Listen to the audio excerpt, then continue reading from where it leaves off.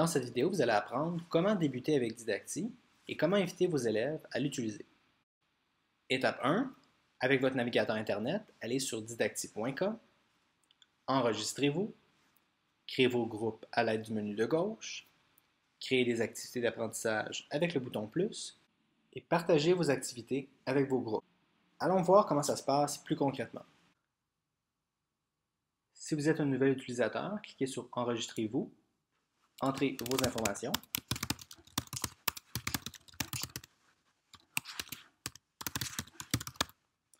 Votre nom d'utilisateur est le nom qui va vous représenter sur Didacti. Entrez un mot sans espace.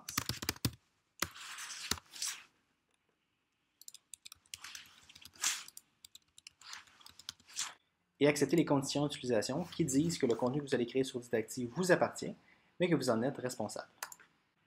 Lorsque vous connectez pour la première fois, vous êtes dans votre fil d'abonnement qui est vide. Le menu de gauche vous permet de naviguer. Alors, on a ici votre nom. Si on clique sur votre nom, vous arrivez sur votre page d'accueil qui est aussi présentement vide. En passant, la petite flèche juste à côté ici vous permet d'avoir accès à la section Aide, en savoir plus sur Didacti, les paramètres de votre compte et vous déconnecter. Alors, comment ça fonctionne? Ce que vous allez faire tout d'abord, vous allez créer vos groupes. Alors, si ici je clique sur Groupe, j'ai aucun groupe et je peux cliquer sur Ajouter un groupe. Je clique là-dessus. Supposons que j'enseigne mathématiques à 3 groupes différents. Je vais les créer ici. Donc, mon premier groupe, je vais l'appeler Math groupe 01. Je vais faire un deuxième groupe, Mathématiques groupe 02. Et Mathématiques groupe 03. En passant, c'est aussi possible d'ajouter une image si vous voulez rendre ça plus beau. Alors, j'ai créé mes 3 groupes. Je peux maintenant accéder en tout temps avec le menu de gauche. Maintenant que mes groupes sont créés, je vais pouvoir inviter mes élèves à chercher mon nom sur Didacti, me trouver, et ensuite cliquer sur un de mes groupes pour s'abonner. Alors l'élève va pouvoir s'abonner à mes groupes. Alors maintenant, il ne me reste plus qu'à créer du contenu. Alors pour créer du contenu, il me suffit de cliquer sur le bouton plus. Et là, je peux publier une activité d'apprentissage pour mes élèves. Alors je peux dire à mes élèves, écoutez cette vidéo. Ensuite, coller l'adresse d'une vidéo YouTube. Elle apparaît dans la page. Je pourrais ensuite dire à mes élèves quel est le nom du grand côté d'un triangle rectangle. Et demander à mes élèves de me remettre une réponse. Et je vais leur demander une réponse de type choix multiple. Et mes choix vont être hypoténuse, hypothèse et cathète. Et la bonne réponse est hypoténuse. Et finalement, je vais ajouter des mots-clés pour que je sois en mesure de retrouver mon activité d'apprentissage plus facilement. Alors, je vais mettre le mot-clé mathématiques et le mot-clé Pythagore, ainsi que exercice. Alors, j'ai mis mes mots-clés, je confirme, et voilà mon activité d'apprentissage. Quand j'ai terminé, je clique sur le bouton Publier juste en bas de la page. Alors, comme on peut voir, mon activité d'apprentissage maintenant est publiée dans la page, elle est publiée en haut. Et si j'en crée une nouvelle, par exemple pour le cours de demain, je dis à mes élèves, devoir en page 34, numéro 7. N'oubliez pas l'examen de mercredi. Cette fois-ci, je vais mettre les mots-clés simplement message. Et j'ai terminé. Alors, je publie. Et comme on peut voir, la nouvelle activité va être créée au-dessus de la précédente. Alors, mes activités sont sur ma page. Ils peuvent être trouvés facilement. Si je veux les partager avec mes groupes, il me suffit de cliquer sur les petits points en haut à droite d'une activité. Cliquer sur Partager avec.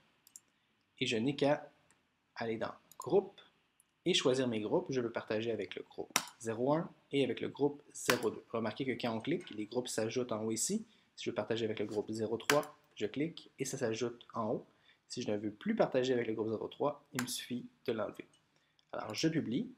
Et en ayant fait ça, maintenant ici, si je clique sur mon groupe 02, je vois que j'ai partagé cette activité-là ici avec le groupe 02.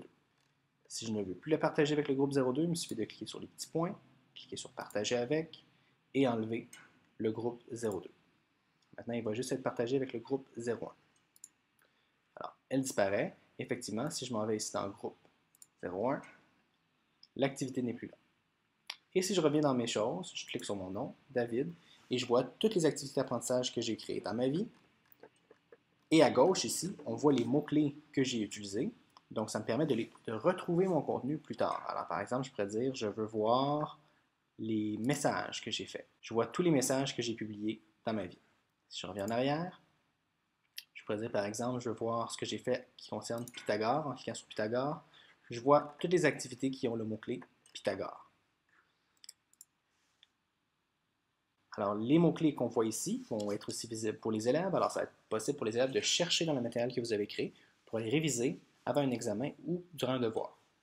Pour terminer, c'est aussi possible de réutiliser le contenu de d'autres personnes. Alors, si je clique sur la section En vedette, je vais trouver du matériel réutilisable créé par d'autres enseignants. Alors, ici, j'ai des activités d'apprentissage créées par d'autres enseignants. Je peux utiliser les mots-clés à gauche pour filtrer ma recherche, ou je pourrais encore y aller plus précisément en utilisant le moteur de recherche en haut. Si je clique dans le moteur de recherche, c'est un moteur de recherche qui fonctionne par mots-clés. Alors, il me suffit de taper un mot-clé. Alors, par exemple, je vais rechercher pour volume et ajouter le mot-clé volume. En ajoutant le mot-clé volume, on me propose d'autres mots-clés en lien avec le volume. Donc, je pourrais dire que je veux le volume de prisme. Et finalement, je fais OK pour faire une recherche. Alors, je recherche pour volume de prisme et je vais trouver des activités d'apprentissage qui concernent les volumes des prismes. Alors ici, j'ai des vidéos créées par des enseignants. Et supposons ici, j'ai un exercice qui m'intéresse. Trouver le volume de cette figure. Et l'élève doit entrer, en fait, choisir sa réponse avec un choix multiple. Alors, si je veux réutiliser ça et envoyer ça à mes élèves, il me suffit de cliquer sur les petits points et faire réutiliser. Et je veux réutiliser ça et l'envoyer à mon groupe 1 et mon groupe 3. Et si je veux, je peux aussi ajouter des mots-clés en cliquant sur mots-clés. Je pourrais dire ça concerne les mathématiques, le volume, et c'est un exercice, parce que je vais être en mesure de la retrouver plus tard. Alors, j'ai terminé. En faisant ça, on me dit succès.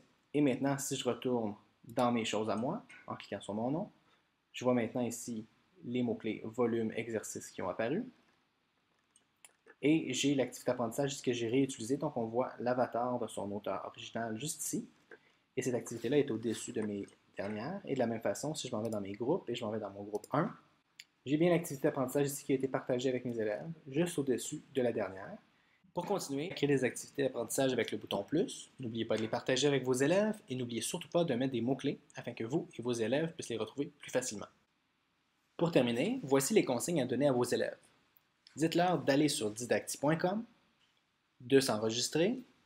N'oubliez pas de leur dire qu'ils peuvent inventer une adresse courriel.